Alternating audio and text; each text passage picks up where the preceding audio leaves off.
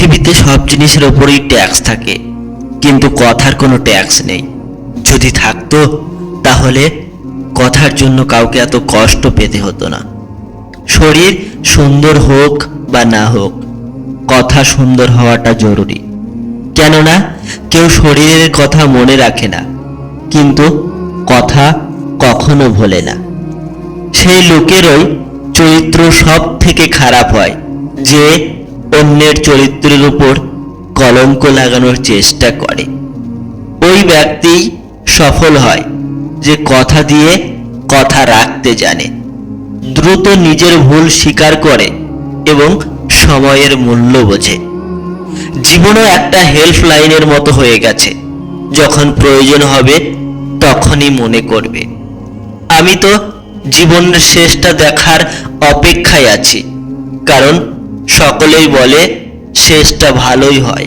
একা একা কি করে থাকতে হয় এটা শেখানোর জন্য কিছু লোক জীবনে অটোমেটিক চলে আসে। কাঁধে আজও সেই ব্যাগই আছে। ছোটবেলায় ছিল বইয়ের ব্যাগ, আর এখন হয়ে গেছে দায়িত্বের ব্যাগ। পার্থক্য শুধু সময়ের। হে দুঃখ, কিছুটা তো ডিসকাউন্ট দাও, আমি তো তোমার প্রতিদিনের খরিদ্দার। জলের স্বাদ তখনই পাবেন যখন আপনার পিপাসা পাবে। ঠিক তেমনি সত্যি ভালোবাসার মূল্য তখনই বুঝতে পারবেন যখন আপনি একা থাকবেন। কাউকে ধোঁকা দেওয়ার পর এটা ভেবো না সে খুব বোকা ছিল, এটা ভাবো সে তোমাকে কতটা ভরসা করেছিল।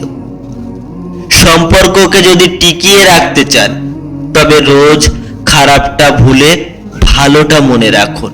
স্বপ্ন তো কখনো না কখনো ভেঙে যায়, কিন্তু তারপর যে তোমাকে ভেঙে পড়তে দেয় না সেই আপন হয়। ঔষধ পকেটে রাখলে রোগ সারে না, ঠিক তেমনি ভালোবাসার স্ট্যাটাস সোশ্যাল মিডিয়ায় দিলে প্রকৃত মানসিকতা প্রকাশ পায় না। মানুষের সাথে ব্যবহারেই তা প্রকাশ পায়। আপনার দুঃখের কথা তো সকলেই শুনে, কিন্তু সেই বুঝতে পারে যে ওই পরিস্থিতির মধ্যে দিয়ে যায়। কারো মধ্যে যদি খারাপটা খোঁজার এতই শখ, তবে আগে নিজেরটা দিয়ে শুরু করো। লোকে বলে গভীর সম্পর্কের মধ্যে সরি ও থ্যাঙ্কস শব্দ দুটোই ভালোবাসাকে বাঁচিয়ে রাখে। চোখের জল মানুষের বা পশুর যারই হোক না কেন তখনই বের হয় যখন তার ভেতরটা কষ্টে পুড়তে থাকে। সকল গাছ ফল দেবে এটা গুরুত্বপূর্ণ নয়, তার ছায়া। পৃথিবীতে সব জিনিসের উপরেই ট্যাক্স থাকে, ঠিক তেমনি কথার কোনো ট্যাক্স। বাবা মা যদি সংসারে থাকাটা হলে গুরুত্ব, কথার জন্য কাউকে এত কষ্ট। যখন সম্পর্ককে সময় দেওয়া শিখে যাবে তখন সম্পর্ক কথা আরো মজবুত হবে। জীবনের ক্ষতি কেউ শরীরের কথা মনে নিতে পারলেই তুমি সুখী। কথা জীবন আমাদের ভোলে না, খুশি থাকার জন্য কিছু লিমিটেড সময় দেয়।